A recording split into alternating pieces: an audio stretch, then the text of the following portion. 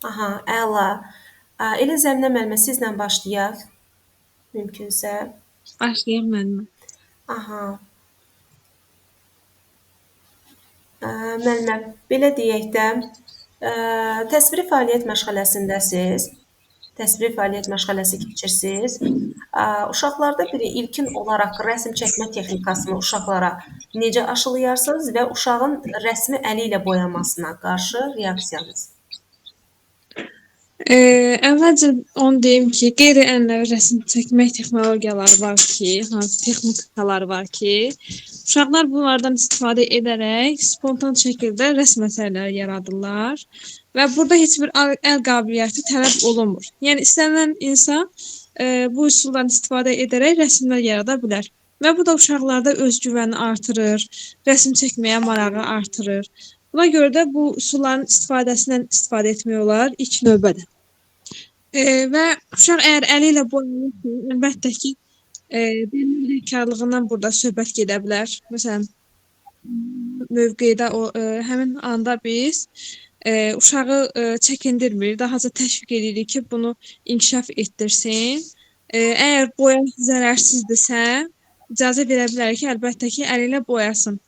Çünki həmişə ön planda uşağın maraqları, meyilli olmalıdır. Biz bunları nəzərə almalıyıq. Bəli. Yəni əlbəttə ki, təhlükə yoxdursa, uşağın əli ilə boyanmasına icazə verməliyik. Hətta biz də onlara qoşulmalıyıq. Beləcə uşağın həm rəsm çəkməyə, həm incəsənətə meyli marağı artar, həm də ki, özünü inkişaf etdirə bilər. Əla. Bəs barmaq rəngkarlığı texnikasını hansı yaş qrupundan etibarən vermək olar?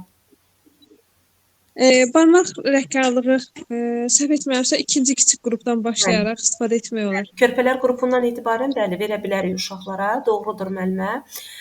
Bəs müəllimə, ümumiyyətlə uşaqlar arası münaqişələr, uşaqların bir-biri ilə mübahisə etməsinə reaksiyanız necə olar? Yəni, əgər qəsdən varsa burada söhbət. Ola bilər ki, uşaq öz hisslərini ifadə etməyə bacarmasın. Çünki bəzən elə uşaqlar olur ki, ünsiyyətə girmək istəyir, lakin bunu necə edəcəyini bilmir. Dost tapmaq istəyir, əksinə onu itələyir, vurur. Çünki o uşaq ona yaxınlaşmaq istəmir və nəticədə hirslənir uşaq və başlayır onu vurmağa. Biz əlbəttə ki, doğru nümunə göstərməliyik, doğru hərəkəti ona göstərə bilərik. Fərdi söhbət apara bilərik ki, belə etmək doğru deyil, belə eləməklə sən əslində uşaqları özündən uzaqlaşdırmış olursan. Mehriban olmalıyıq, bir-birimizə hörmətlə münasibət göstərməliyik. Bu kimi fikirləri aşılayaraq uşaqlar arasındakı münasibəti düzəltmək olar. Aha, bəli. Doğrudur müəllimə. Bəs yaxşı, tutalım ki, xüsusi qayğıya ehtiyacı olan uşaq var və bir uşaq sağlam uşaqdır, digər uşaq sim uşaqdır. Onlar arasındakı mübahisəni, konflikti necə həll edərsiniz? İlk növbədə onu deyim ki, xüsusi qayğıya ehtiyacı olan uşağı varsa qrupda, əlbəttə ki, onu deməli işlərimizdə əlbəttə ki, onların fərdi xüsusiyyətlərini nəzərə alırıq. Amma münasibətdə əlbəttə ki, bərabər şəkildə münasibət göstərməliyik. Onları qrupun digər üzvlərindən ayırd etməməliyik. Onlara da digərləri kimi münasibət göstərməliyik. Əlbəttə ki, digər uşaqlara da başa salmaq lazımdır ki, bu uşaq inklüziv uşaqdır. Bunun belə bir problemi var. Siz ona anlayışla yanaşmalısınız. O da sizin kimi uşaqdır. O da burada olmağı onun haqqıdır, hüququdur. Ona görə də birlikdə yaxşı işləməliyik. Əlbəttə ki, bizim münasibətimiz də uşaqlara nümunə olacaq. Bəli. Biz necə yanaşsaq, uşaqlar da bizə baxıb o formada da uşağa yanaşacaq, inklüziv uşaqlar. Aha, doğrudur. Doğrudur. Ətraflı fikirləriniz üçün təşəkkür eləyirəm. Və belə bir sual ünvanlamaq istəyirəm ki, belə deyək, bağçada, məktəbə qədər müəssisədə uşaqlar baxın, ana dilindən fərqli bir dildə danışan, tutalım ki, rus dilli bir uşaqdır və bu elə özü belə deyək də rus dilli bir ailədir. Yəni qarışıq millətdir də belə deyək. Yəni metis də ola bilər, rus da ola bilər. Fərqli bir ailədən gəlir və bu uşağın qrupa adaptasiyasını necə həll edə bilərsiniz? Ən belə deyək, çətin bir məsələdir də, yəni adaptasiya problemi. Başa düşdüm müəllimə. İlkin növbədə həmin uşağın öz dilində danışmasına şərait yaratmalıdır. Çünki Azərbaycan tolerant bir ölkədir və bütün dilindən, dinindən, irqindən, etnik mənsubiyyətindən asılı olmayaraq bütün insanları qəbul edir. Bizim millətimizdə də var bu xüsusiyyət, dövlət olaraq da siyasətimizdə var. Bəli. Yəni onun dilinə hörmət eləməliyik, şəxsiyyətinə hörmət eləməliyik, şəxsiyyət kimi yetişdirməyə görə bu öz dilində danışmasına şərait yaratmalıyıq. Digər uşaqlardan ayırmamalıyıq. e, öz danışmaq hüququnu əlindən almamalıyıq, dəstək verməliyik əksinə. Məsələn, ola bilər ki, onun ana dilində hekayələr oxunsun qrupda, və yaxud da ki, ailə üzvlərindən hər hansı birini dəvət edib öz dili haqqında digər uşaqlara məlumat verməyini istəyə bilərik. Özümüz həmin dildə olan bir lüğət hazırlaya bilərik, hansı ki, mühüm sözlərdən ibarət lüğət hazırlayıb öyrənib danışan zaman həmin sözlərdən istifadə edə bilərik. Aha. Ailə üzvlərini deyib, onların xalq mahnıları ola bilər, hekayələr ola bilər o dildə, oxunmasını təşkil etmək olar. Və bu da əlbəttə ki, digər uşaqlarda həmin dilə qarşı simpatiya yaradacaq. Həmin uşaqda qəbul olunduğunu hiss edəcək. Ola bilər ki, valideynlə aramızdakı yazışmalardır, məktublardır. Onlara doğma olan dildə göndərməyə çalışa bilərik bacardığımız qədər. Və yaxud da ki,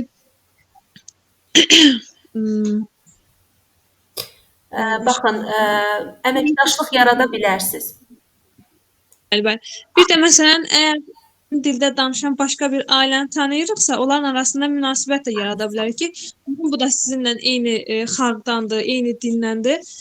Onların arasında münasibət yaratmaq da olar. Ay sağ ol. Bəli. Doğrudur təbii ki. Siz çox ətraflı izahlar verirsiniz deyə onun üçün əlavə eləmək istəmirəm, yəni heç bir şey. Çünki Sağ tam-tamınadır. olun. Bəli, çox tam-tamınadır, bəli.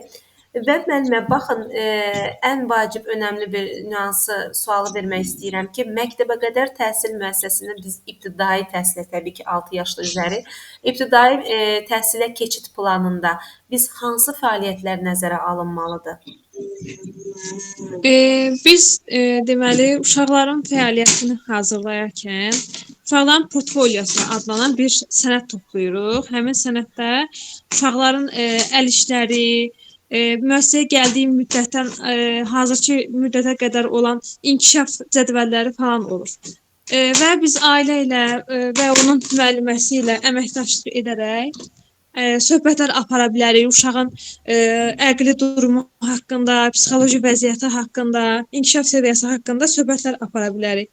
Müəlliməyə lazım olan məlumatların əlbəttə ki, valideynin icazəsi ilə paylaşmaq mümkündür. Portfolionu həmin müəlliməyə təqdim etmək olar və yaxud da ki, onun bir surətini çıxardıb müəlliməyə təqdim etmək olar ki, uşaq haqqında ilkin məlumatlı olsun. Uşaqla məsələn bağça ilinin sonunda, hansı ki, bir neçə aydan sonra artıq məktəbə gedəcək. Həmin məktəbə getmək mümkündür, gəzinti təşkil eləmək olar, məktəbə aparaq sinif otaqları ilə tanış etmək olar, məktəb mühiti ilə tanış etmək olar, müəllimlə tanışlıq yaratmaq, mehriban münasibət yaratmaq mümkündür. Və yaxud da ki, müəllimi həmin müəssisəyə bizim bağçamıza dəvət edib, uşaqlarla ünsiyyət yaratmasına şərait yarada bilərik. Və yaxud da ki, oyunlar keçirə bilərik. Məsələn, sinif otağını canlandıra bilərik, dərs mühitini canlandıra bilərik. Bu da əlbəttə ki, uşaqların məktəb mühitinə hazırlığı, həmçinin ona marağı yaranmasını gətirib çıxarır. Bəli, tamamilə doğrudur. Təşəkkür edirəm müəllimə sizə və deyə görüşü suallarımızdan belə suallar verəcəm ki, dövlət rəmzlərimiz haqqında məlumat verin, zəhmət olmasa. Deməli, hər bir dövlətin özünü sübut etməyi üçün rəmzləri olur və bütün ölkələrin içində həmin rəmzlərlə seçilir, fərqlənir. Məsələn, dövlət bayrağımızdır, dövlət gerbimizdir, himnimizdir. Əlavə olaraq pul vahidimiz ola bilər, paytaxtımız ola bilər. Bu kimi nüanslarla digər dövlətlərdən fərqlənir. Əsas bayrağımızdır. Bayrağımız deməli 3 rəngdən ibarətdir. 2-nin 1-ə nisbətində hazırlanır bayrağımız uzunluğu eninə görə. 3 rəng zolağından və ortasında aypara 8 güşəli ulduzdan ibarətdir. Göy rəng türklüyümüzü, qırmızı müasirliyimizi, yaşıl İslam ölkəsi olduğumuzu bildirir. Aypara hilal Yenə də İslama bir işarədir. Səkkizguşəli ulduz isə günəşin, yəni əbədi, əzəli olduğumuzun sübutudur. Onun bir rəmzidir. Eee, Himnimiz haqqında da qısa na məlumat müəllimə.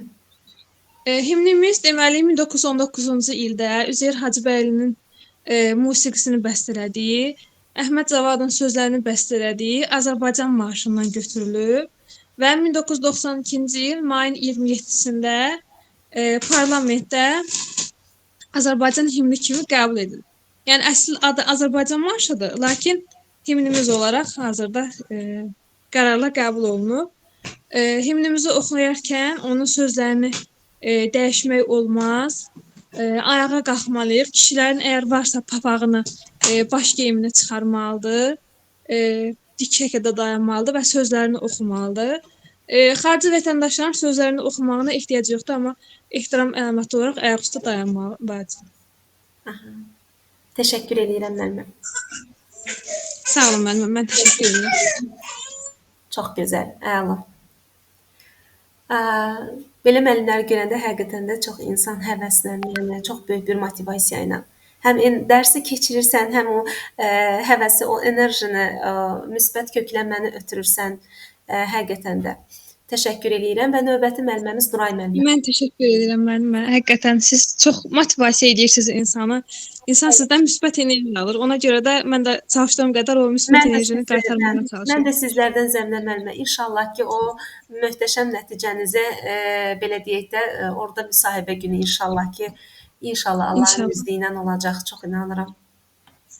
Sağ olun müəllimə. Nuray Sizə də sağ olun müəllimə. Salam. Salam müəllimə, hər vaxtınız xeyir olsun. Nuray müəllimə, siz özünüzü təqdim etmisiniz. Keçən dərs deyəsən mənim dərsimdə yox idiniz. Olmamışam müəllimə sizin dərsinizdə. Aha, 5-ci gün olmamısınız, düzdür? Bəli. Aha, özünüzü təqdim etmisiniz Şüküfə müəlliməyə. Bəli, Şüküfə müəllimə etmişəm, istəsəz sizə də təqdim edə bilərəm. Çox qısa Oldu. zəhmət olmasın. Mən Qaraşlı Nuray Səlami qızı 17 avqust 2005-ci ildə Mingəçevir şəhərində anadan olmuşam. 2011-ci ildə Yevlax rayonu Tariyə Səmədov adına Varvara kənd tam orta məktəbinin 1-ci sinifinə daxil olmuş. 2011-ci ildə həmin məktəbin 22-ci ildə həmin məktəbin 11-ci sinifini bitirmişəm. Elə həmin ili İsmayıllı Dövlət Humanitar və Texnologiya kollecində məşğələ təhsil ixtisasına daxil olmuşam. 3 illik təhsil həyatımda bir sıra nailiyyətlərim, fəxri fərmanlarım olmuşdur və 94.5917 nəticə ilə oxuduğum təhsil müəssisəsini bitirmişəm. Müəllimə, hələ ki, yəni bu qədər qısa məlumat Hansı fəxri fərmanlara layiq görülmüsünüz? Sual veriləcək orada. Bir fəxri fərmanım İsmayıllı rayon İcra Hakimiyyəti Həmkarlar İttifaqı təhsil işçiləri tərəfindən layiq görülmüşəm, Hafiz Kərimov tərəfindən. Digər fəxri fərmanım isə İsmayıllı Dövlət Humanitar və Texnologiya Kollecinin rəhbərliyi Kəmalə xanım Süleymanlı tərəfindən layiq görülmüşəm. Əla. Necə bir müəllimsiniz? Sizi necə bir müəllim olaraq tanıyaq? Məni necə bir müəllim olaraq tanıya bilərsiniz? İlk öncə əsl Azərbaycan vətəndaşı, hər şeydən əvvəl düzgün şəxsiyyət olmalıyıq təbii ki. Bir düzgün şəxsiyyət olaraq peşəsini sevən, peşəsinə can yandıran bir müəllim olaraq tanıya bilərsiniz. Həmçinin bununla yanaşı öz peşəsi ilə yanaşı həyatında belə məsuliyyətli bir insan kimi tanıya bilərsiniz. Niyə məhz uşaqlarla işləməyi, ən böyük məsuliyyətli peşəni, ixtisası, sırf fasiləsiz təhsil sistemini özündə əks etdirən məktəbə qədər tərbiyəçi bir müəllim olaraq, yəni niyə bu ixtisası seçmisiniz? Bunu 2 aspektə çıxış edərək sizə çatdıra bilərəm. Birinci aspekt özüm tərəfindən çıxış edə bilərəm ki, bu mənim belə deyək, öhdəsindən gələcəyim iş olaraq görürəm öz peşəmi. Əgər bu peşəyə addımlamışamsa və başa düşürəm ki, burada qarşıma bir çox çətinliklər çıxacaq və bu çətinlikləri peşəmi sevdiyim üçün asanlıqla dəf edəcəyimə inanıram. İkinci aspektdən çıxış edərkən isə bunu düşünürəm ki, uşaqların belə deyək, təməli, arzularının təməli, gələcək həyatında olacaq belə deyək, müəyyən nüansların təməli məktəbəqədər dövrdən qoyulur və o dövrün əsas bir həssas dövr olduğu üçün o dövrdə uşaqların sağlam inkişafı, sağlam gələcəyi üçün əlimdən gələni etməyə hazır olacağımı bildirmək istəyirəm. Əla. Bəs yaxşı, bir müəllim olaraq uşaqlarda vətənpərvərlik tərbiyəsini uşaqlara necə, hansı keyfiyyətlərlə izah edərsiniz?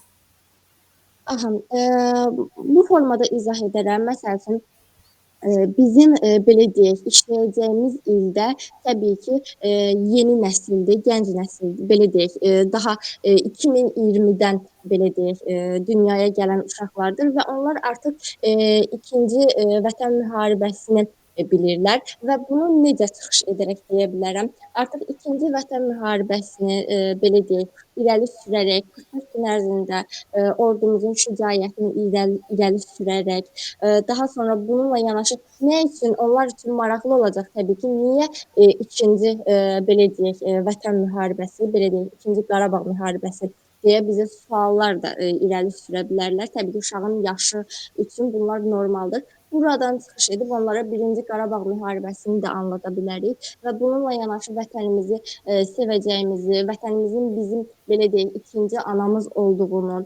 rəmzlərimizi, himnimizi, yəni bizim gələcəyimiz üçün ilk öncə bunları biləcəyimizi bu formada uşaqlara belə deyim, aşılamağa çalışaram.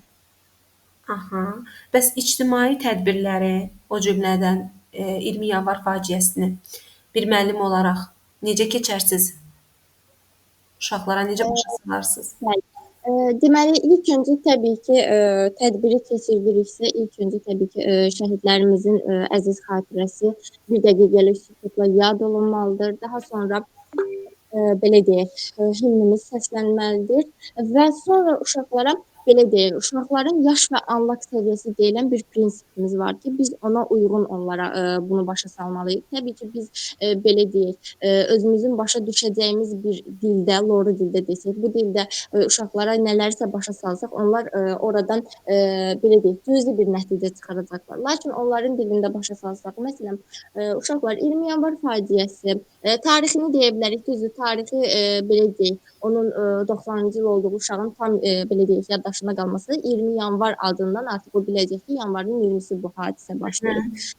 Oradan çıxaraq danışa bilərik. Məsələn, uşaqlar xalqımıza qarşı bu hərəkətlər olub, belə deyək, uşaqlar var ki, neçə uşaqlarımız şəhid olub. Məsələn, deyə bilərik ki, uşaqlarımız şəhid olub. Çox ətraflı məlumat verməməlisiniz müəllimə əslində uşaqlara. Və anlaq səviyyəsinə uyğun olaraq.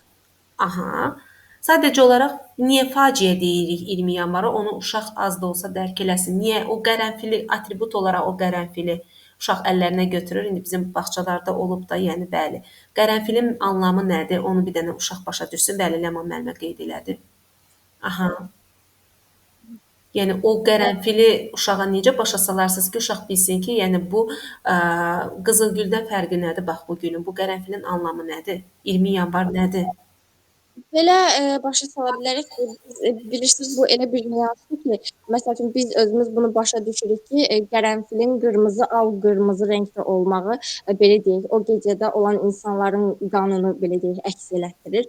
Biz yəni bunu uşaqlara bu formada başa salsaq, belə başa düşürəm ki, uşaqlarda istər-istəməz belə travmatik bir şey yarana bilər. Və Bəli. onlara bəli, sadə dildə, qan rəngi, yəni bu formada sadə, çox sadə dildə başa sala bilərik ki, çünki bu uşaqlarda Yox, elə bir qan adı qeyd etməməlisiniz müəllimə. Ümumiyyətlə qandır, şəhiddir. Yəni uşaq dərk eləmir ki, şəhid nədir. Sadəcə vətən uğrunda canından keçən, yəni övladlarımızın belə deyək, onların belə biz bu gün nə üçün müstəqil demokratik dövlətik? Yəni 90-cı ildən bu tərəfə.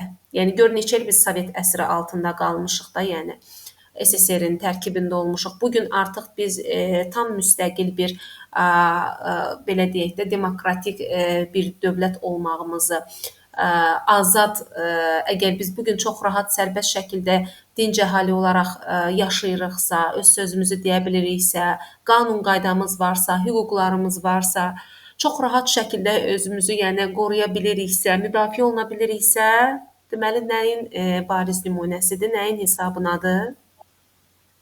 Bu belə deyək, qarşılaşdıqlarımızın hesabınadır. Aha, yaşanmış tarixi gerçəklərimizin hesabınadır. Hansı ki, o şəhidləri verməyimiz hesabınadır. Yəni də xalqımız itirib, qazanıb. Düzdür, can gedib, canından parça gedib, hər şey gedib, yəni itiriblər, amma qazanmışıq da, yəni. Bəli, çox dərinə getməməlisiniz. Getsəz sıxışdıracaqlar da, yəni belə deyək də, deyəcəklər ki, onda siz uşaqda psixoloji travma yaradırsınız, körpə nə bilir qan nədir, körpə nə bilir şəhid nədir, müharibə nədir. Bəli, yəni sadəcə olaraq konkret deməlisiniz ki, bəli, uşaqlara şeir öyrətməklə, yəni hardasa onların yaş səviyyəsinə uyğun sadə bir bəndlik şeir seçə bilərsiniz. Daha sonra deməli, heç bir halda qorxulu detalları vurğulamamalısınız. Əksinə vətənpərvərlik ideyaları yaşatmalısınız uşaqlara. Həmçinin belə deyək də şəkillərlə, vizuallıq belə deyək, şeirləri falan qeyd etdik. Bir də sadə mahnılar vasitəsilə də tutalım ki, o mövzunu o vətənpərvərlik ideyası uğrunda qurmalısınız da, sırf qan şəhid yəni deməməlisiniz. Yəni fikrimi çatdıra bildim də, yəni. Belə.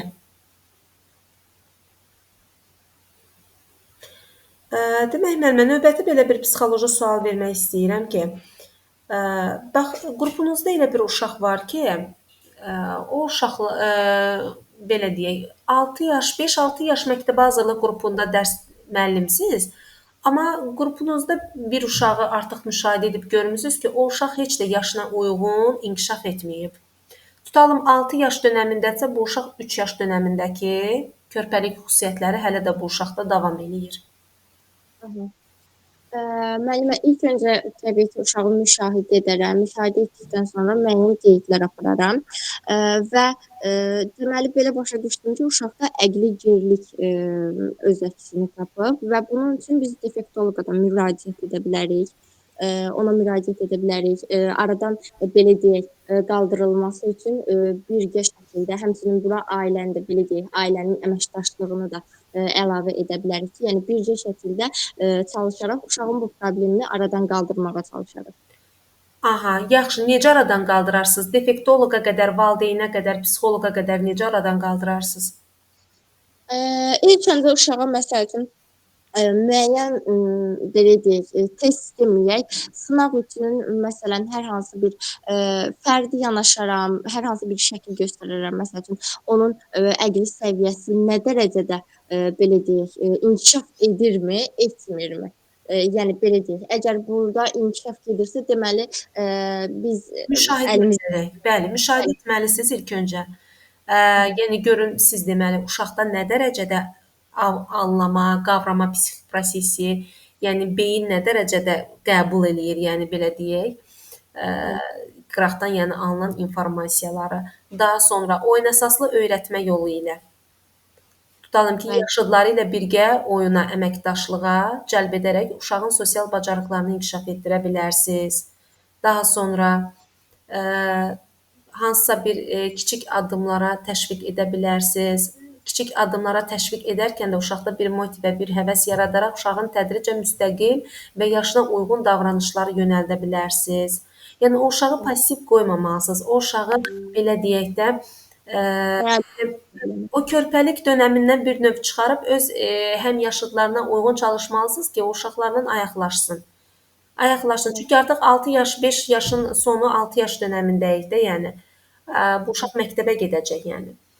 Siz əmin olmalısınız ki, uşağın anlaq səviyyəsi, beyin səviyyəsi nə dərəcədə artıq belə deyək yetkinləşib və məktəbə hazırdır. Biz məktəbə hazırlığın hansı səviyyələrini keçmişdik?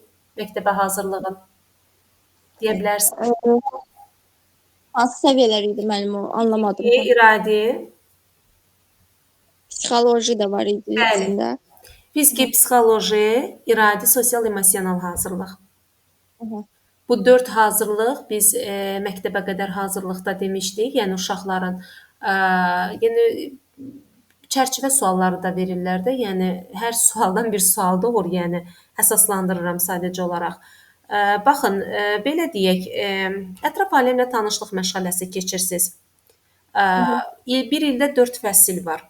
Tutalım ki, uşağa qış fəslini, belə deyək də, tərənnüm edirsiniz və qış fəslini əsas uşaqlara hansı metodla daha güclü öyrədərsiniz? Qış fəslini məsəl üçün mən o dərsi belə deyək, qış fəslini keçirəmsə, ətraf aləmlə tanışlıqda, mən onu qış fəslini keçirəmsə, belə deyim, onu uşaqlarla elə ətraf aləmi tanıtmaqla, məsəl üçün müəyyən ekskursiya deməyək, bağçanın həyətyanı sahəsini gəzintiyə çıxara bilərəm. Qış fəslində məsələn ağacları göstərə bilərəm. Uşaqlar baxın, belə deyək, hafizəsini də artıq gücləndirə bilərəm ki, məsəl üçün yayda bu ağaclar necə idi?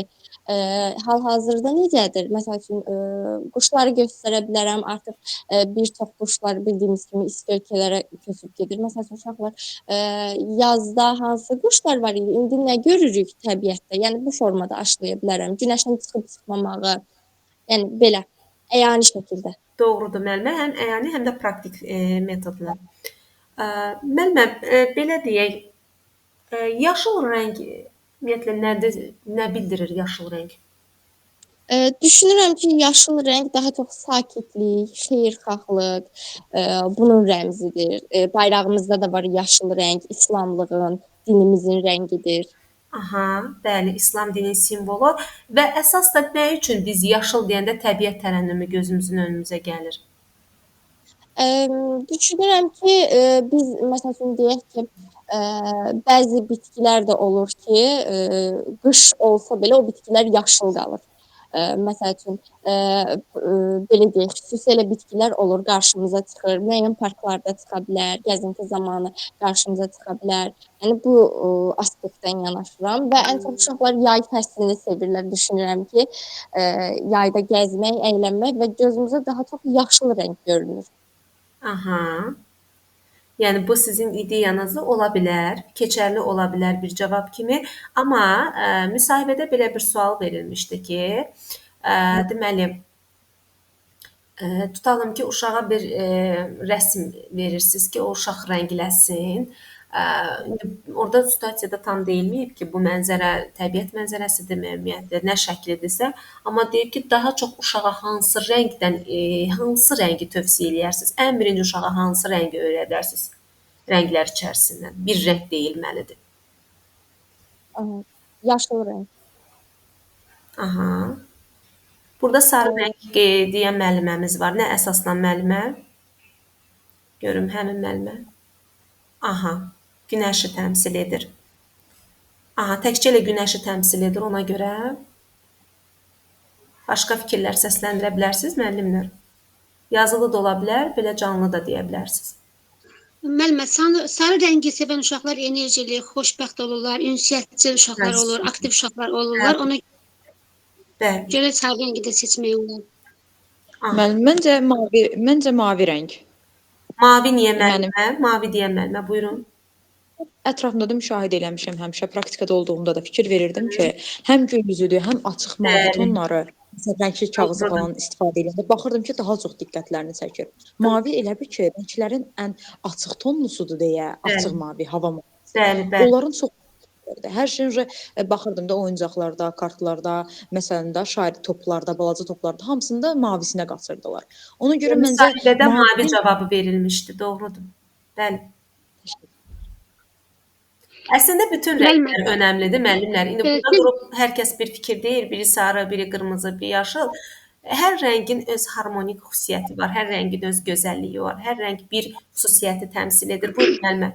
Günel müəllimə, buyurun. Müəllimə, siz bu rəngləri atarkən mən oğluma göstərdim, 5 yaşı var, sizdən üzr istəyirəm. Və soruşdum ki, Sahil hansı rəngi istəyirsən? O da qırmızı rəngi göstərdi. Qızım da dedi ki, bəs Sahil o qız rəngidir, qırmızı rəng. Mən sonra yenə fikirləşirəm ki, o həmin uşaq o qədər cəsur, aktivdir, belə bir yerdə durmayan uşaqdır.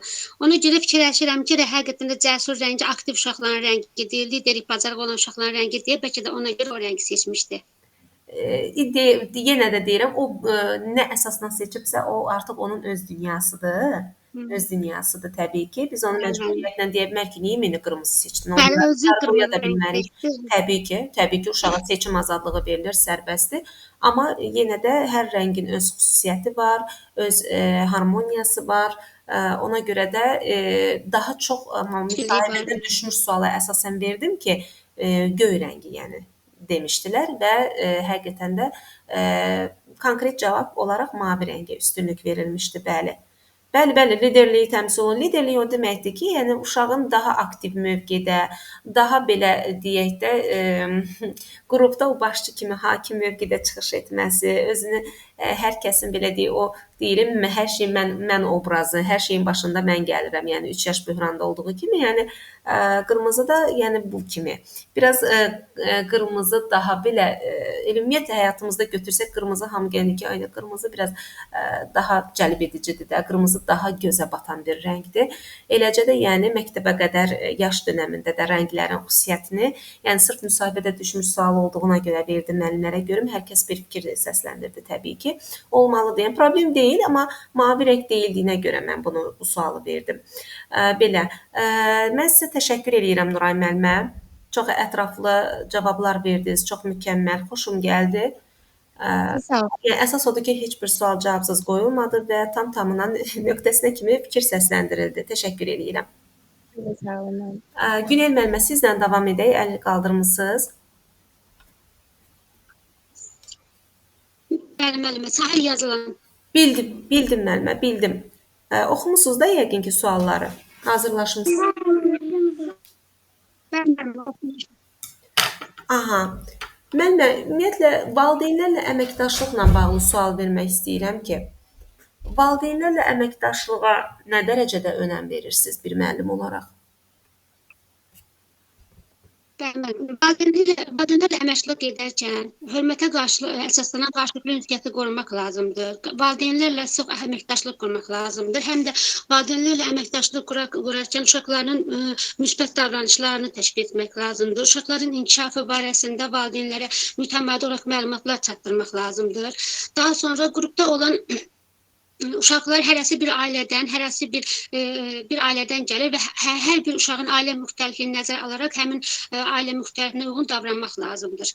Yəni hər bir ailə fərqli tiplərdədir və hər bir ailənin də fərqli tipliyinə diqqət yetirmək lazımdır. Hərənin özünə uyğun davranış modelini seçmək Bu sizin lazımdır. sosial emosional belə deyək də tərz yanaşma baxımından sizin cavabınız idi. Sırf empatiya qurmaq, sırf nə bilim səbr, təmkin göstərmək, hər mənada, hər tərəfli, bəli, söhbət Hər tərəfli qarşılıqlı ünsiyyət zamanı valideynləri sonacan dinləmək lazımdır. Onların da özlərini ifadə etmək şansı vermək lazımdır. Aydındır. Növbəti sualım, çox üzr istəyirəm, çünki vaxt qısadır və tam cavab aldım deyə mən digər suala keçirəm. Bəs yaxşı, ailələri siz müəssisəyə cəlb edərkən bağça daxili belə deyək də məsələlərlə bağlı övladları haqqında nə kimi suallar məsəl üçün ünvanlaya bilərsiniz valideynlərə? Övladı üçün mən belə sual ünvanlaya bilərəm ki, məktəbə qədər bağça ilə bağlı deyirsiniz də, mən sual tam başa düşə bilmədim. Yəni təbii ki, bağçadan söhbət gedir. Bağçaya gələn uşağın valideyni ilə bağlı bu valideynin nə dərəcədə məsuliyyətli olub-olmamağını aydınlaşdırmaq üçün ilkin olaraq həmin o biz uşağı müşahidə etdiyimiz kimi valideyni də müşahidə etməliyik də. Görək bu valideyn nə dərəcədə uşağı bəlkə elə səhlənkar valideyndir.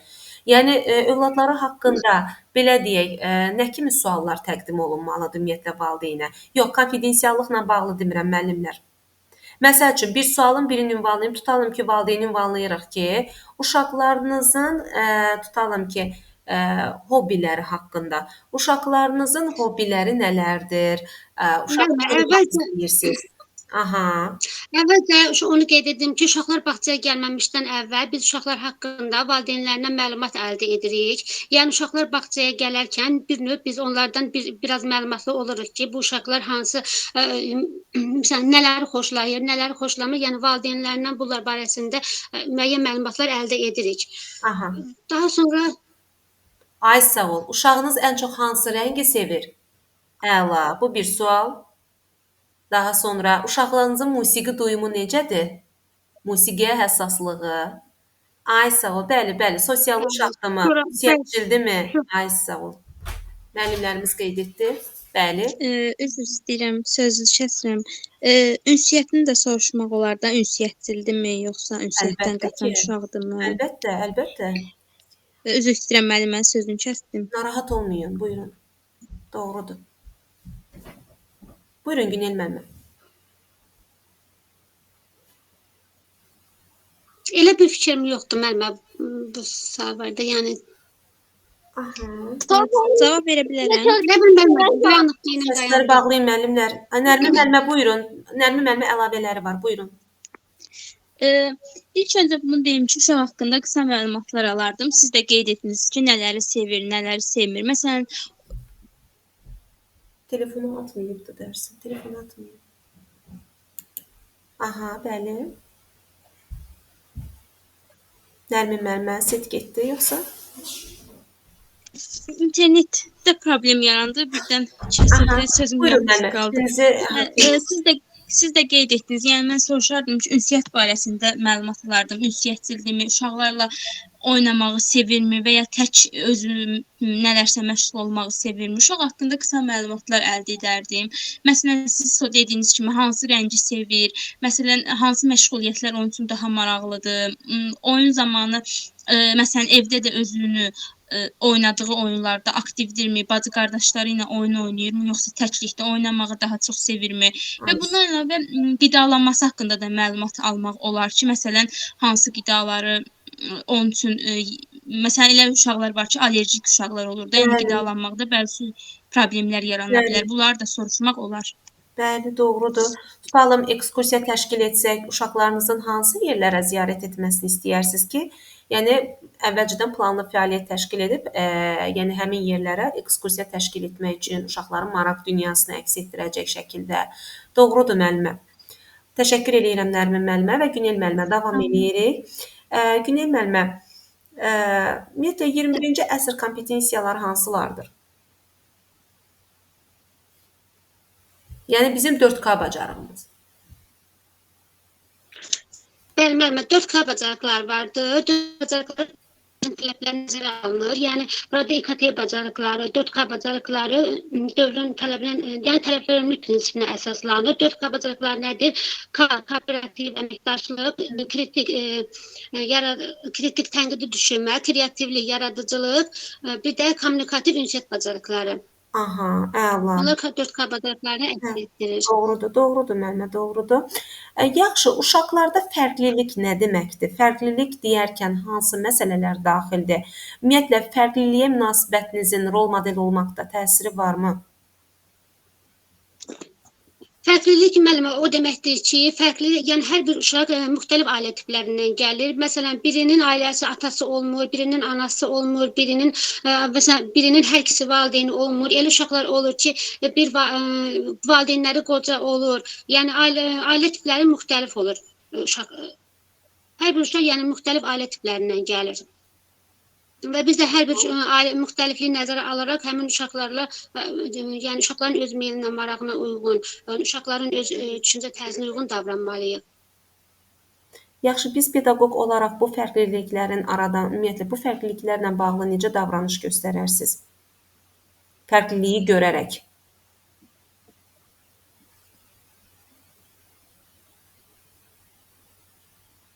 Yəni biz bir pedaqoq olaraq tutalım ki, çevrəmizdə, ailəmizdə olsun, müəssisədə olsun, uşaqlar arasında fərqliliyi görməsək, buna biganə yanaşsaq, bu barədə ümumiyyətlə müzakirələr aparmasaq, yəni fərqlilik kimi amilin varlığını rədd etmiş olarıq, yəni saymaz yana olarıq, görməzdən gələrik. Yəni müəllimə, hər bir uşağın ümumiyyətlə müəllimə, elə uşaq var ki, valideyn olmur. Yəni biz həmin uşaqlara empatiya hissi qurmalıyıq. Digər uşaqlarda bizdə məktəbəqədər təhsil müəssisəsində bütün uşaqların hüquqları, vəzifələri bərabərdir. Hər bir uşağa eyni baxmalıyıq. Müxtəlif ailə tiplərində ünsiyyət qurmağında problem var. Ünsiyyət qurma tərzində fərqlilik var. Bir uşaq var sosialdır, bir uşaq var asosialdır. Bu kimi fərqlilik, bu bir. Bəli. Aha. Tutalım öyrənmə və həyat tərzi. Bir uşaq var, öyrənmə tərzlərimiz var, VAKO abreviaturası. Bir uşaq var, audio. Bəli, eyni uşaqlar var eşidərək öyrənir, eyni uşaqlar Bir var uşaq ki, var, vizual görərək görməsə öyrənir. göz yaddaşı ilə yadda qalmır. Bu daha Bəli, görürlər. önəmli bir faktor. Gender münasibəti var. Gender münasibətlərində daha sonra uşaqların təcrübələrində tutalım ki, belə deyək də, qavradığını, anladığını təcrübədə, praktikada necə istifadə eləyir? Bəlkə uşaqlar heç onu tətbiq edə bilmir. Deməli, qavrama, anlaq səviyyəsi daha aşağıdır. Tutalım, yaxşı, siz bu fərqlilikləri görüb bir pedaqoq olaraq, yəni bir rol model olmazsınız bu uşaqlarla işləyərkən. Yoxsa elə bu fərqlilikləri görməzdən, əşi uşaq bu belədir də, bu neyə bilərəm ki, bu asosialdır, bu sosialdır, qalsın belə.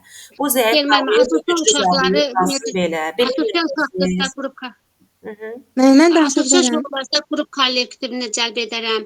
Daha çox onu rolu oyunlara, kollektiv iş fəaliyyətlərinə cəlb edərəm ki, uşaqlarda sosial bacarıqları möhkəmlənsin. Ay sağ ol. Bax, bunları deyirəm də, yəni bu kimi fərqlilikləri siz əgər öhdəsindən gəlməyə çalışmasanız, bir müəllim olaraq addımlar atmasanız təbii ki, artıq bu beləcə də, yəni bax, bizim bu yanaşmamızı da uşaqlar başlayacaqlar imitasiya etməyə. Yəni artıq bu müxtəlifliklərə qarşı uşaqlar öz həmyaşıdlarına artıq bir necə deyim, yəni başlayacaqlar onları imitasiya etməyə. Başlayacaqlar bir lağ halına salmağa. Yəni siz bir rol modeli olmalısınız ki, həmin o uşaqlar da, yəni o özlərinə oksiyyəti kompleks kimi götürməsinlər, yəni. Yəni utanmasınlar. Ona görə də biz müəllimlər bu fərqliliklərə hörmətlə yanaşmalıyıq. Uşaqları bir-birinə mühakimə etməkdən çox, uşaqları belə deyək də, kooperativliyə, əməkdaşlığa, bir-birlərinə qarşı qayğıkeş münasibət göstərməyə cəlb etməliyik. Bəli, hər bir halda, yəni bərabər imkanların qorunması budur. Yəni belə deyək də, uşaqlara belə bir imkan verərik ki, siz bir-birinizi mühakimə yox, yəni müqayisə edin. Bəli, eyni ilə. Müxtəlifliyə qarşı konstruktiv müqayisə etməyə biz şərait yaratmalıyıq. Yəni bir-birinə qarşı belə deyək, konstruktiv şəkildə müqayisə etmək deyəndə nə başa düşürsüz?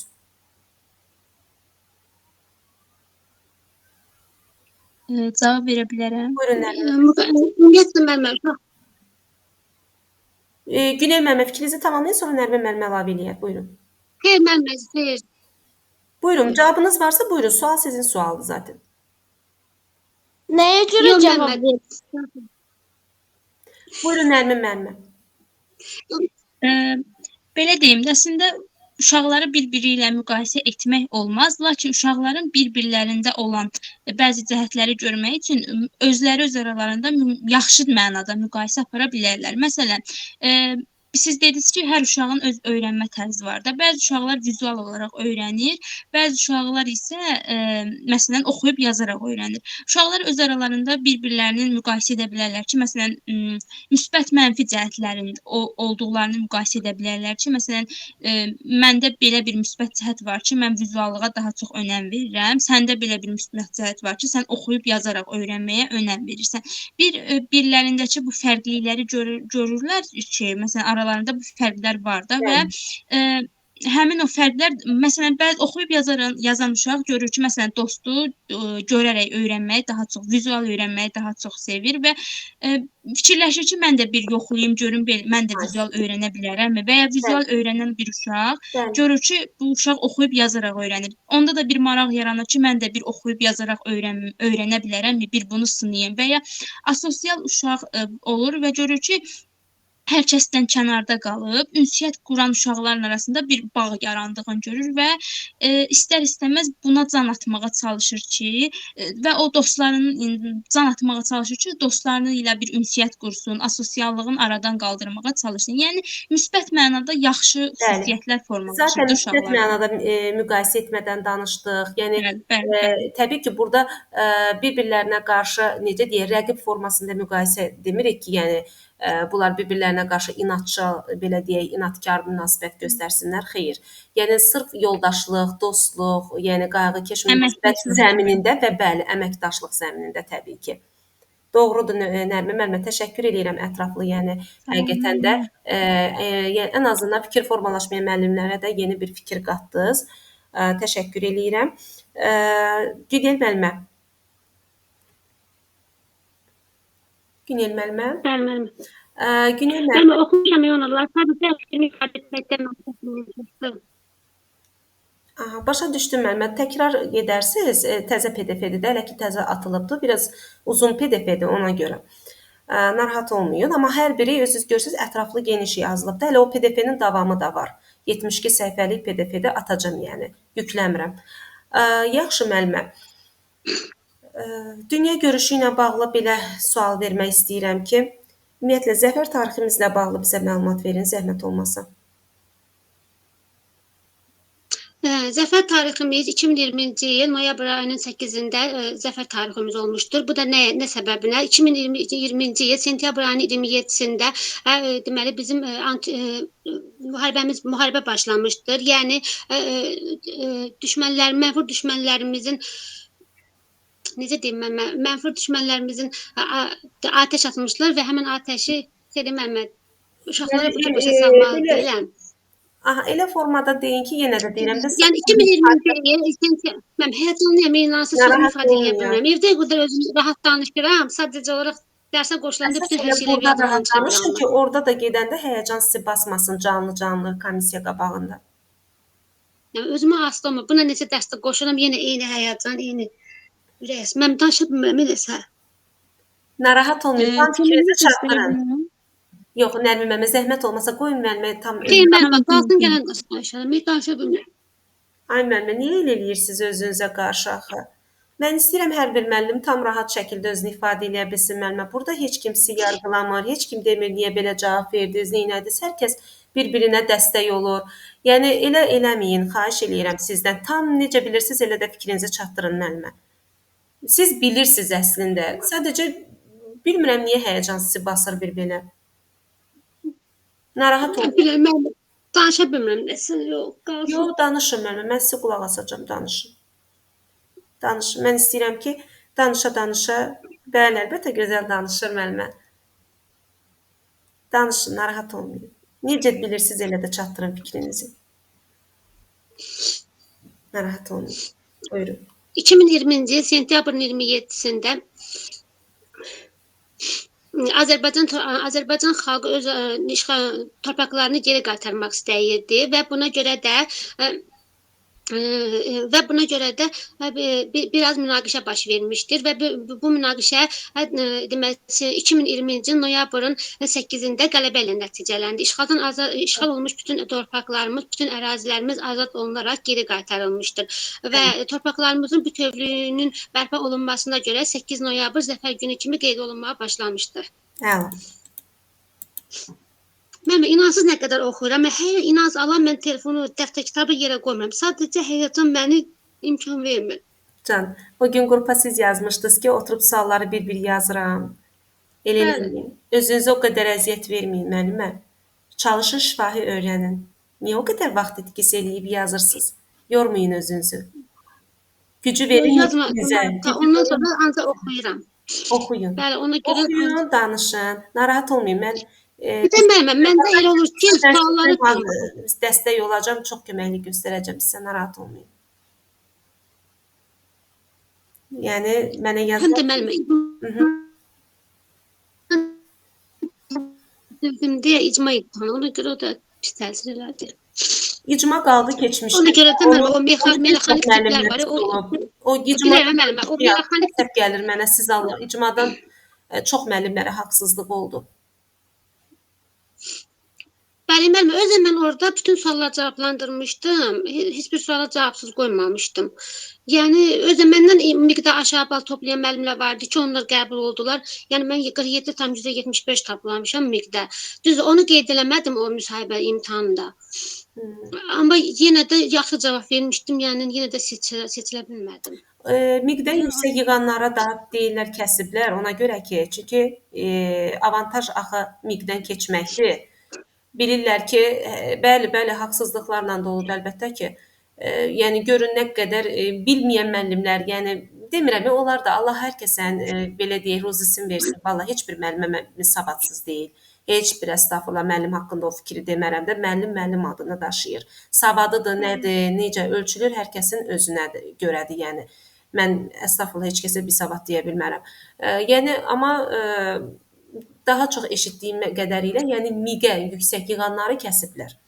Ki, çünki sabahsı günü yəni icmanı tərk edib təbii ki, avantajı miqə bağçaya gedəcəklər deyə ona görə özlərini karantinləyiblər ki, onlara hansı müəllimlər, necə müəllim? Mənlə bir də mənlə kənddən 6 nəfər getmişdik MİQ imtahanına. Mənlə gedənlərdən bircə mən yüksək bal topladım. Heç 5 nəfər, yerdə qalan 5 nəfərlər hamısı 30'u keçə bilməmişlər. 23 yığdılar, 22, 21. Ən yüksək yığan mən idim. Yəni mən də 3 aylıq dərsə qoşulmuşdum. Yəni ondan sonra yerdə qalanda özüm yerdə çalışmışam. Yəni toplamışdım o nəticəni. İnşallah müəllimə, davamı da inşallah uğurlu sonluqla bitsin. Ona görə də bu bala görə düzdür çox əziyyət çəkirsiniz. Bircə də o həyəcanı, o öz itirməyinizi, Bəli, müəllimə. fikrimi necə Çox. tamamlayın. İnanın müəllimə, hər şey bir anlıq. İnan sizlə salam verirsiniz. 2 gün müəllimə, siz başlayın danışmağa.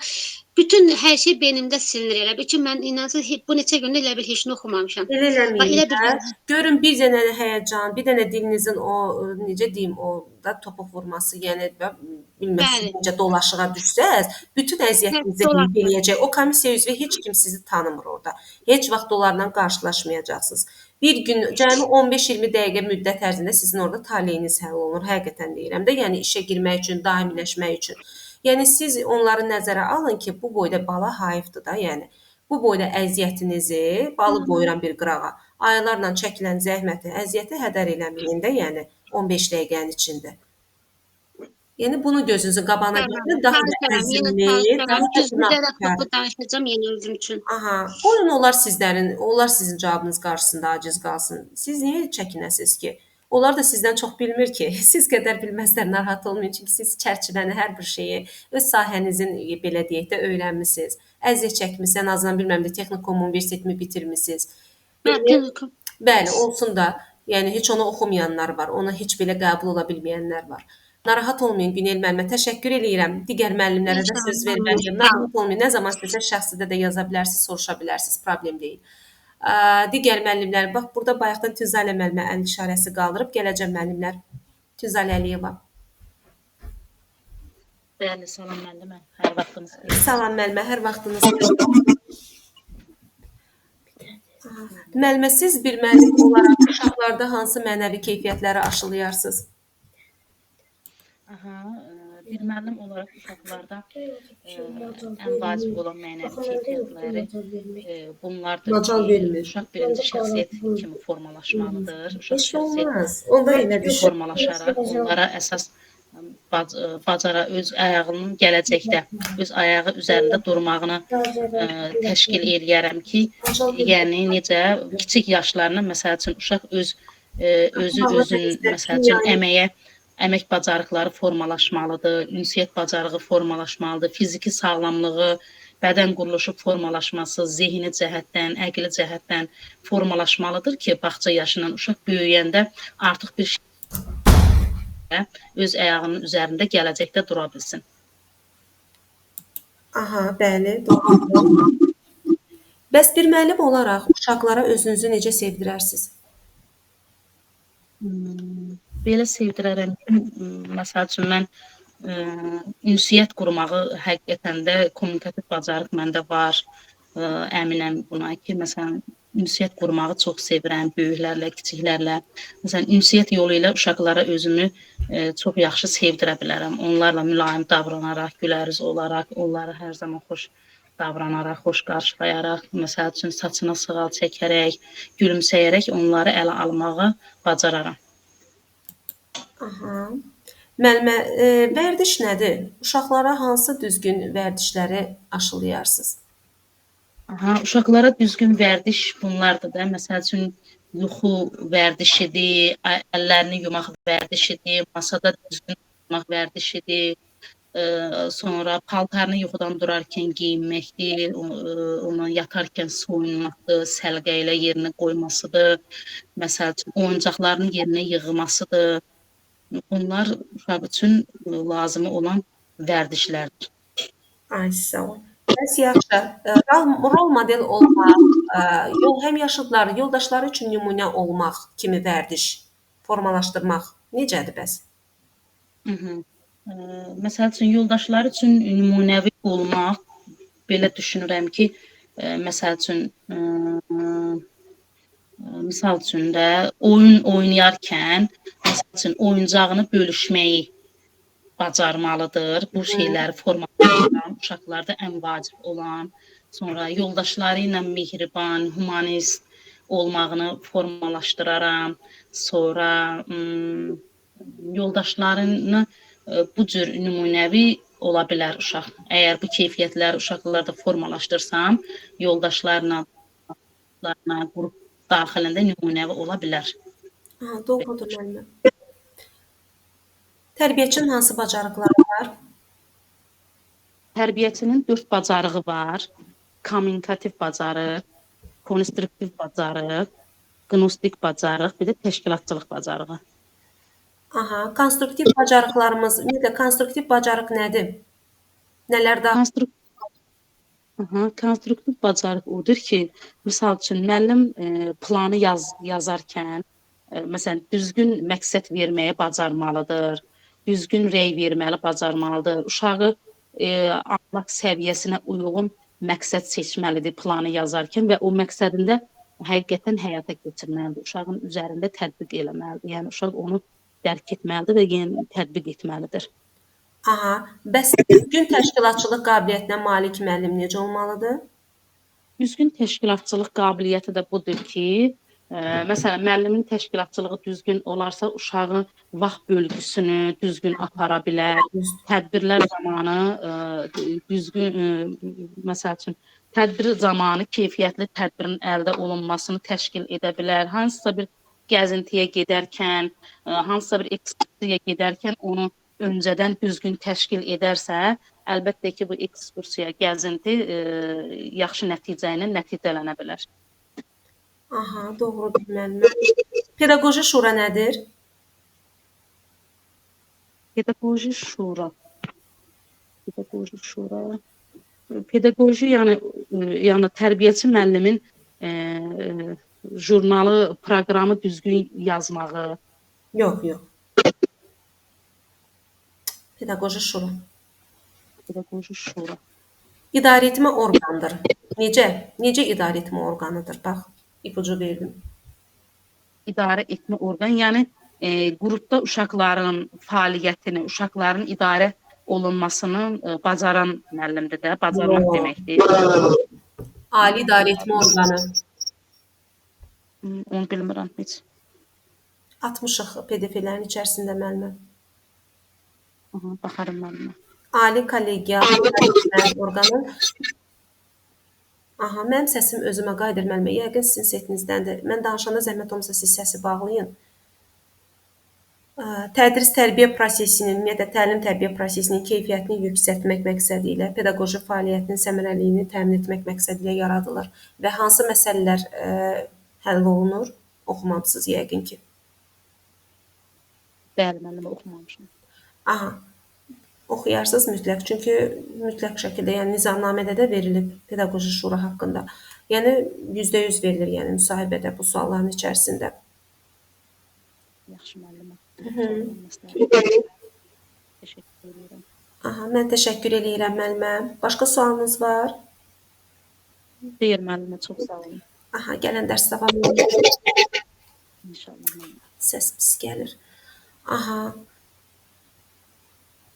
Deməli, kim ali yazılan müəlliməmiz? Salam müəllimə. Salam müəllimə, hər vaxt xeyir olsun. Özünüzü təqdim edin. Adınızı bilmirəm. Özümü təqdim eləmişəm keçən dəfə. Aysil Qafarova. Adımı nə qədər elədim bilmirəm dəyişməyi. Aysil müəllimə. Yaxşı, Aysil müəllimə.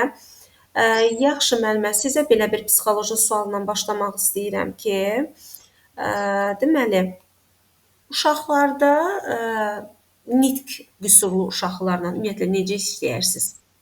Nitq qüsurlu uşaqlar. Əvvəlcə nitq qüsurlu uşağın qarşısında biz hər zaman səbirli olmalıyıq. Onun hər dediyi sözü səbrlə dinləməliyik. Əgər hər hansı bir sözü tələffüz eləyə bilmirsə, çalışaram ki, onu hecalarla ona öyrədəm. Hecalarla onun hər bir ifadəsini səbrlə dinləyəm. Uşağı məsələn tələsdirmədən, məcbur etmədən. Yəni məsələn ona tanıdığı əşyalar üzərində əyani vəsaitlərlə rəsmlər göstərərək onu məsələn səsləndirməsini təklif eləyə bilərəm. Əgər səsləndirə bilmirsə, hecalarla öyrədərəm. Aha. Daha sonra Yəni hansı metodlarla öyrədərsiniz? Uşaqda bir növ nitq usulludursa söz oyunlarından istifadə eləyə bilərəm. Daha Elə sonra yəni bir müəllim olaraq daha çox köməyiniz loqopedə qədər ki, dəstəyinizi bilmək Bəli. istəyirəm. Əgər görsəm ki, daha çox çətinlik çəkir, müxtəlif metodlardan istifadə eləyirəm. Tam olaraq, yəni istədiyim nəticəni əldə eləyə bilmirəm, loqopedə yönləndirərəm. Nitq usullu uşaqlarla işləyən mütəxəssisdə. Aha. Yaxşı, mənə bu cür uşaqlarla necə ünsiyyətə girərsiniz? Necə ünsiyyətə nitqində problem var zaten, əziyyət çəkir, çətinlik çəkir, nitqində kəkələmə var. Necə ünsiyyətə cəlb edərsiniz? Əvvəlcə çalışıram ki, ona sadə sözlər, yəni özüm ondan ünsiyyət quram, sadə suallar verirəm ki, məsələn, adını soruşaram. Görərəm ki, məsələn, ola bilər ki, uşaq adını da heç tam deyə bilmir. Yəni onu heç bir halda məcbur etmərəm, tələsdirmərəm. Səbrlə onun yəni sözünü deməsinə, yəni özünü ifadə etməsinə şərait yaradaram. Daha sonra ona ən çox çalışaram ki, əyani vəsaitlər vasitəsilə, yəni məsələn, bayaq dediyim kimi ki, tanıdığı əşyalar vasitəsilə bu əşyanın adı nədir? Bunu mənə deyə bilərsən məsələn?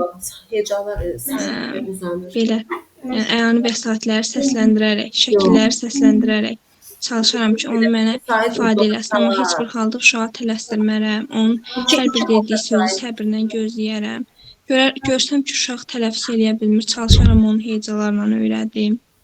Yəni dəfələrlə təkrar yolu ilə çalışaram ki, onun nitqində inkişaf etdirim o sözü. Doğrudur müəllimə. Metodları səsləndirdiniz. Yaxşı müəllimə, uşaq əgər belə deyək də müəssisədə ağlayırsa, tutalım ki, heç belə gözünüzə yaxşı dəymir də uşaq.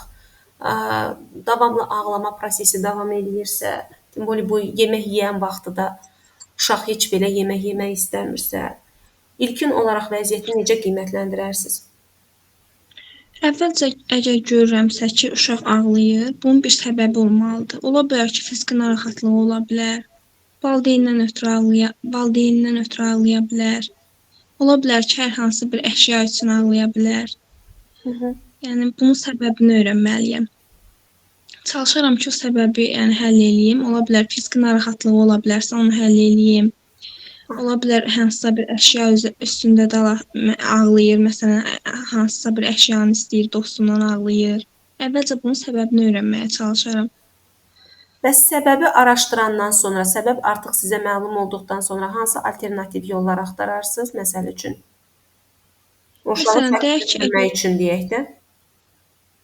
Əgər oyuncaq üstündə, məsələn, dostundan hər hansı bir oyuncaq istəyir, onun üstündə ağlayırsa, çalışaram ki, yəni ona uşaqlara paylaşmaq anlayışını, məsələn, əgər yoldaşının oyuncağını istəyirsə, ona belə başa sala bilərəm ki, o sənin yoldaşınınsa, onun məsələn o əşya ola bilər ki, onun əşyasıdır. Deyə bilərəm ki, o onun hüququdur. O əşya onun hüququdur. Onun əşyasıdır. Ona məxsusdur. Əgər onu istəyirsən, sən ondan icazə ala bilərsən, dostundan icazə ala bilərsən. Əgər sonra uşaqlar arasında paylaşmağı öyrədərəm. Daha sonra müxtəlif təkliflər irəli süra bilərəm ki, görsəm ki, bu metod da onlara yəni təsir eləmir. Çalışaram ki, növbə strategiyasına, seçim çarxına, yəni oyuna çevirərəm. Bəli, ki, uşaqlar mütləq oyuna çevirməlisiniz, bəli. Bəli, oyun əsaslı öyrətmə daha böyük bir, geniş bir metoddur, yəni müəssisədə, bağçada. Həqiqətən də həm müəllim üçün çox rahatdır, həm də uşağı belə deyək də çox rahat sakitləşdirmək təmkinli yollardan biridir. Müəllim öz əziyyət çəkir, həm də uşaq əziyyət çəkir. Bəli. Oyuncaq üstündə əgər mübahisə eləyirlərsə, çalışaram ki, o oyuncaq vasitəsilə də bir əməkdaşlıq oyunu quraram. Uşaqlar oyun oynasınlar, diqqətləri ilə o oyuna cəmlənsin. Doğrudur müəllimə. Sokrat dialoqu nədir? Sokrat dialoqu üçüncü tərəfi inandırmaq idi, səhv eləmirəmsə. Sualdan sual doğurdu. Üçüncü tərəfi inandırmaq idi. Yəni sualdan sual çıxır. Məsələn, necə? Müəllimin uşaqlara, belə deyək, sualı necə verirdi, necə ünvanlayırdı? Məsələn, uşağa belə bilirəm ki, bilmirəm indi səhv bilirəm, düz bilirəm. Uşağa sual verirəm, uşaq cavablandırır, həmin o cavabdan bir sual da çıxardıram. Aha. Başqa əlavə etmək istəyən var müəllimlər? Sokrat dialoqu ilə bağlı. Deyə bilərəm. Müəllimə, orada deyir ki, uşaq sual verir və sualın cavabını özü tapmalıdır da. Müəllim onu tapmalı deyil. Deyir uşağa sual versən, uşağa verilən sualın cavabını uşaq özü tapmalıdır. Və yaxud da uşaq sual verirsə, yenə də sualın cavabını uşaq özü Bəli, tapmalıdır. siz bir dayaq rolu oynamalısınız ki, yəni belə deyək də, uşağa bir istiqamət verməlisiniz. Amma uşaqda sırf belə deyək, düşüncə formalaşdırmalısınız. Uşaq birbaşa cavab verməməlidir. Uşağa vaxt verməlisiniz. Bəli.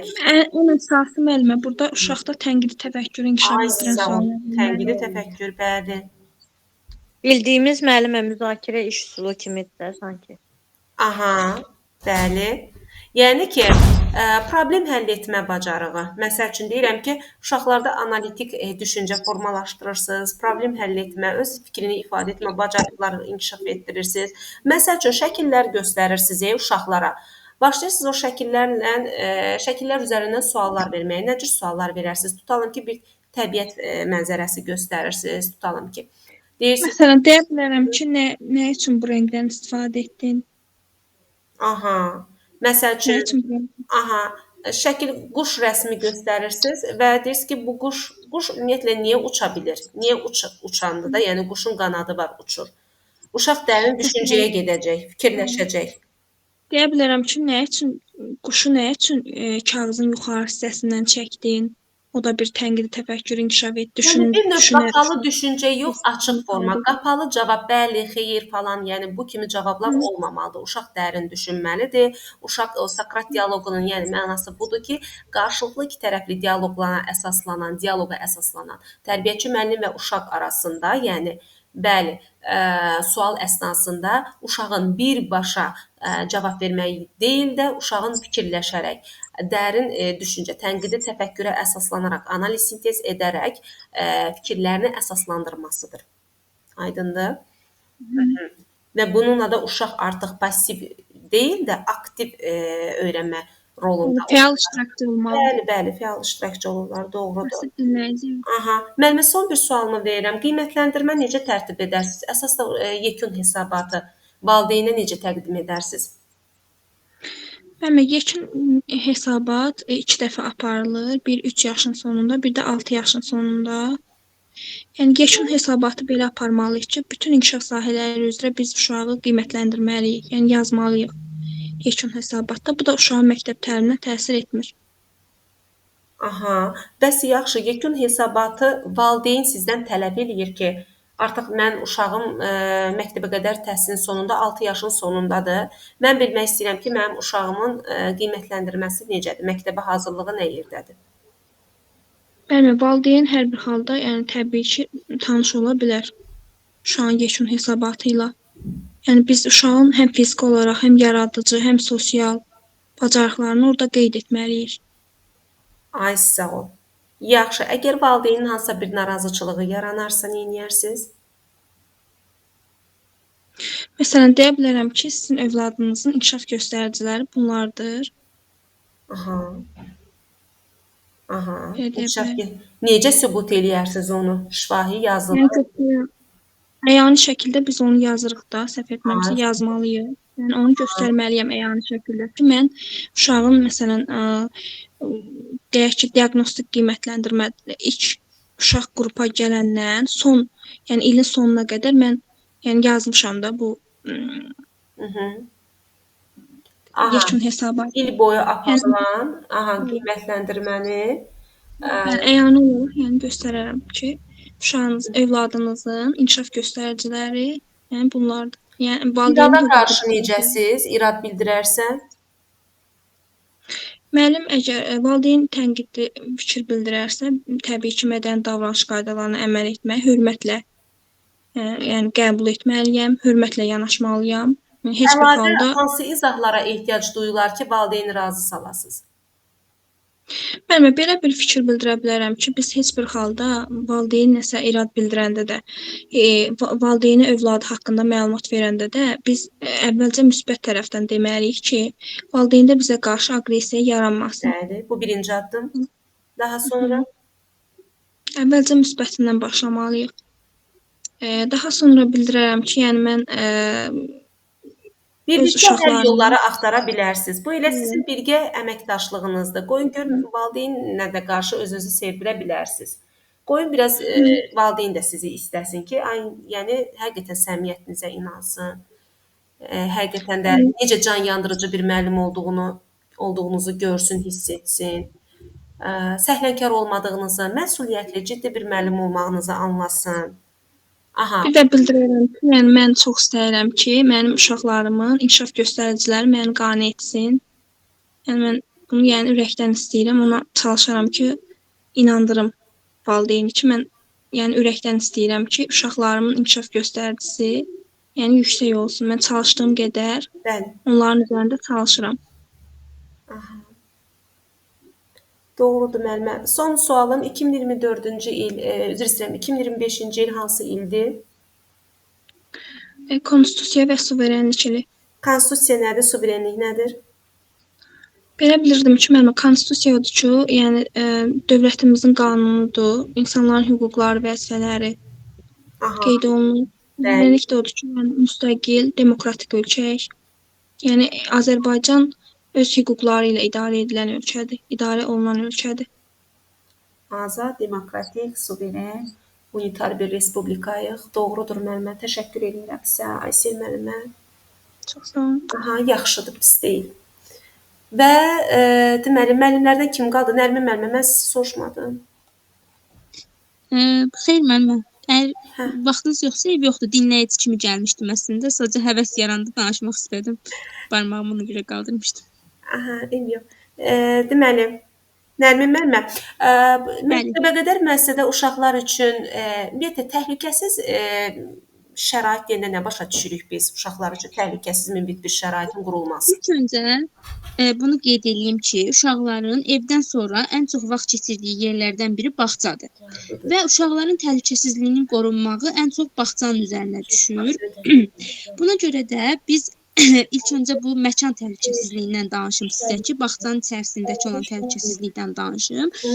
Uşaqların bağçanın otaqdakı təhlükəsizliyi bu belə olmalıdır ki, mebellər uşaqların boyuna uyğun olmalıdır.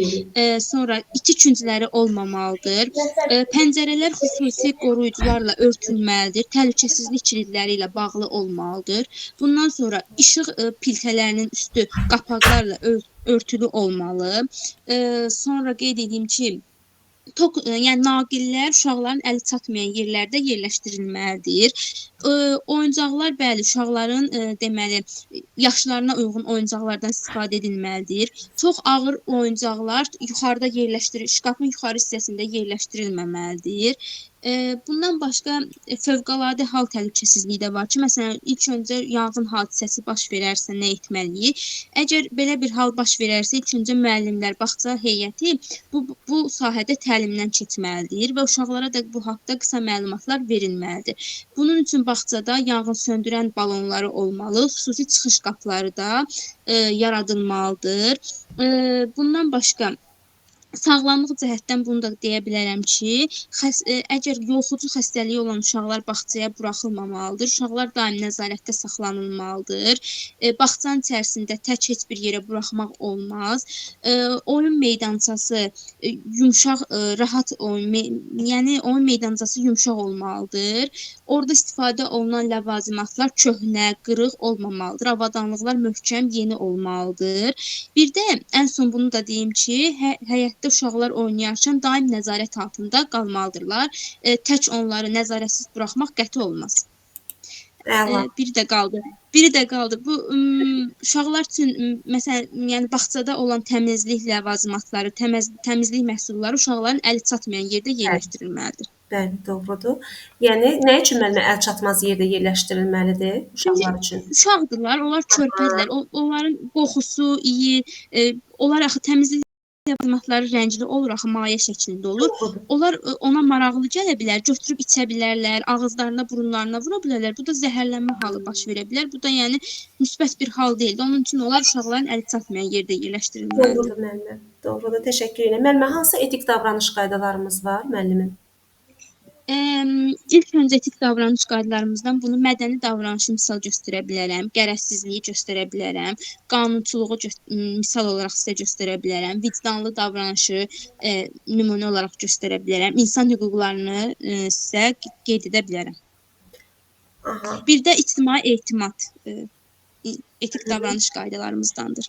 Aha. Müəllimə, loyallıqla belə deyək də, mədəni davranışı necə seçərik?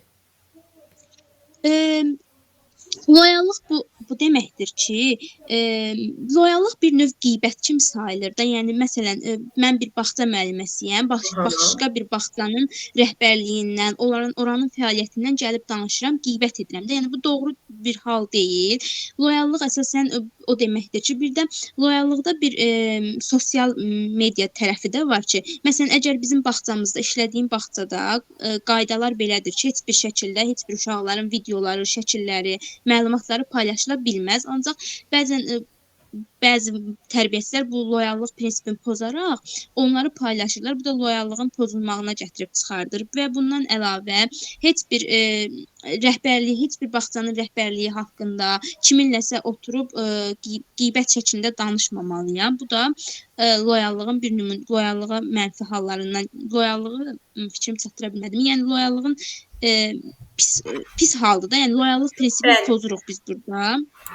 Bir də mədəni davranışı soruşdunuz. Mədəni davranış o deməkdir ki, müəllim bir rol model olmalıdır da. Yəni ki, öz etik davranış qaydalarını bilməlidir. Tənqidi fikirlərə daim açıq olmalıdır. Məsələn, hər hansısa bir tənqidi fikir ona söylənilibsə, o onu aradan məsələn normal qarşılamalıdır. Onu aradan qaldırmaq üçün müəyyən üsul variantlardan istifadə etməlidir. Bundan başqa digər həmkarı tərəfindən söylənilən fikirləri pis şəkildə algılamamalıdır. Normal bir hal kimi qarşılamalıdır. Mədəni nümunə göstərməlidir. Doğrudur müəllimə. Müəllimə, yaradıcı oyunlar hansılardır? Çərçivədən suallar verirəm. Yaradıcı oyunlar. Bura sujet rollu oyunları misal çəkə bilərəm. Bundan əlavə sizə sujet rollu oyunları misal çəkə bilərəm. Kölgə teatr tamaşa oyunlarını misal çəkə bilərəm ki, yaradıcı oyunlara aiddir. Bundan səhnə şəklində qurulan oyunlar yaradıcı oyunlara misal göstərilə bilər. Aha, sujetli rollu oyunlardır, ciddi quraşdırıcı, konstruktor oyunlardır, dramlaşdırılmış. Bəli, konstruktiv oyunlardır. Aha. Yaxşı, Yapma işləri, quraşdırma işləri. Demək, bəs qaydalı mütəhərrik oyunlar hansılardır? Deməli, qaydalı mütəhərrik oyunlar böyüklər tərəfindən yaradılmış müəyyən qaydalara yoxsa qarışdırdım? Yox, müəyyən qaydalar əsasında yaradılmış oyunlar qaydalı mütəhərrik oyunlar adlanır. Yəni məsələn biri var sərbəst oyun. Sərbəst oyunların heç bir qaydası olmur, amma qaydalı mütəhərrik oyunların bir prinsip əsasında qurulur. Müəyyən bir ardıcıllığı olur, öz qayda qanunları olur. Öz milli koloritliyini qoruyur qaydalı mütəhərrik oyunlar. Milli koloritli oyunlar, yəni nə başa düşürsüz? Adət, ənənələr, bəli. Adət ənənələrimiz, milli dəyərlərimiz, milli bəşəri keyfiyyətlərimizə uyğun qurulan oyunlar. Aha, əla. Müəllimə, inkişaf yönümlülüklə nəticə yönümlülük prinsipi haqqında məlumat verin. Oxşar və fərqli cəhət. Nəticə yönümlülüklə inkişaf yönümlülük belə deyim də, nəticə yönümlülük əvvəlcədən planlaşdırırıq, yəni əvvəlcədən qururuq, əvvəlcədən planlı şəkildə təşkil olunur nəticə yönümlülük. Bir də hansını soruşdunuz, üzr istəyirəm. İnkişaf yönümlülük. İnkişaf yönümlü isə 21-ci əsr tələblərinə uyğun şəkildə inkişaf etməkdir. Məşğələlərimizi indiki dövrün tələblərinə uyğun keçməkdir. Yenilikləri axtarıb tapmaqdır. Aha. Yaxşı müəllimə. Ümumiyyətlə perspektiv planı əgər tələbini reallaşdırırsınızsa, əgər məqsəd qoyub sonda nəticəyə nail olursunuzsa, bu hansı didaktik prinsipin həyata keçirmək deməkdir? Nəticə yönümlü yoxsa inkişaf yönümlü? Bu nəticə yönümlülükdə əvvəlcədən planlaşdırılır. Məqsədə çatmadır, nəticə yönümlüdür. Bəs yaxşı, inkişaf olanda daim inkişaf etmə. O inkişaf yönümlülüyü necə açar sözlə yadımızda saxlaya bilərik? Yeniliklərdən 21-ci əsr innovasiya bacarıqlarından istifadə etməkdir. O tələb yönümlülükdür. Hə, o tələb yönümlülükdür, bəli. İnkişaf yönümlülüyü necə? Yeni üsul və variantlardan istifadə etmək. Yox, müəllimlər. Əlavə eləmək istəyən müəllimlər varsa, buyurun. Qiymətləndirməni. Davamlı nəyi təhlil eləyirik müəllimlər? Davamlı nəyi təhlil etmək? Uşaqların müəllimə nailiyyətlərini qiymətləndirik, təhlil edirik. Aha. İnkişaf yönümlü məsələn müəllimə didaktik prinsipimizə aiddir qiymətləndirməmizdən formativ qiymətləndirmə, yəni inkişafın izlənilməsi inkişaf yönümlü. Yəni bir növ müəllimə əgər biz uşağa bilik vermişiksə, daha sonra onu necə deyim müəllimə tətbiq etməsinə icazə verməliyik. Daha da sonra isə onu qiymətləndirməliyik. Yəni uşağı birbaşa inkişaf elətdirməliyik. Doğrudur. Bu da bizim inkişaf yönümlü prinsipimiz. Doğrudur müəllimə. Təşəkkür eləyirəm Nazilə müəllimə. Sağ olun. Doğrudur. Yəni belə Lora dildə izah eləyim ki, deməli Nərmin müəllimə, əgər biz tutalım ki, idraki potensialı yüksək inkişaf etmiş uşağa müəllim olaraq zəif tapşırıqlar veririksə, bu artıq uşağı inkişaf etdirmirik axı. Artıq o yaxşı inkişaf edib. Sən ona niyə axı bildiyini təkrarçılıq kimi verirsən? Yaşına və fərdi xüsusiyyətlərinə Daha da sən uyğun artıq uşağın getdikcə sən görürsən ki, bunu bilirsə, getdikcə mürəkkəbləşdirməlisən, asandan çətinə doğru. Yox, zəif inkişaf etmiş uşağı dəyərləndirmirsənsə, Nazilə müəllimə deməli, şəxsi inkişafı qiymətləndirmirsənsə, belə deyək, əvvəlki vəziyyəti ilə indiki vəziyyətini müqayisə edib dəyərləndirmirsənsə, deməli sən inkişaf yönümlü müəllim deyilsən, pozmusan bu prinsipi. Bəli. Aydındır müəllim? Bəli, müəllimə başa düşdüm. Bəli, başa düşdüm. Əla, Lora dedim ki, yəni belə situasiya verəndə yadınızda qalsın, yəni. Təşəkkür eləyirəm. Sağ olun müəllimə. Aha, burada Kənan Əliyev adlı müəllimə. Adınızı bilmirəm, bizim qrupdansınız yoxsa ödənişsiz qrupdan? Salam müəllimə, ödənişsiz qrupdayam mən. Tamam. Amma yəni dediyim kimi burada ödənişli dərsimizin linkini atdım ki, dinləyici qismində qulaq asasınız. Yəni. Aha, oldu müəllimlər. Başqa sualı olan müəllimlər? Sualı olan müəllimlər, başqa ödənişli müəllimlərimiz, qoşulan müəllimlərimiz, yəni kimlər, nə qədər müəllim var burada? Heç kəs mən görmədim, yəni. Aha. Yaxşı müəllimlər, əksəriyyət dinləyici qismindədir. Qayda atacağam əlbəttə, hər iki qrupa da, ödənişsizə də, ödənişliyə də.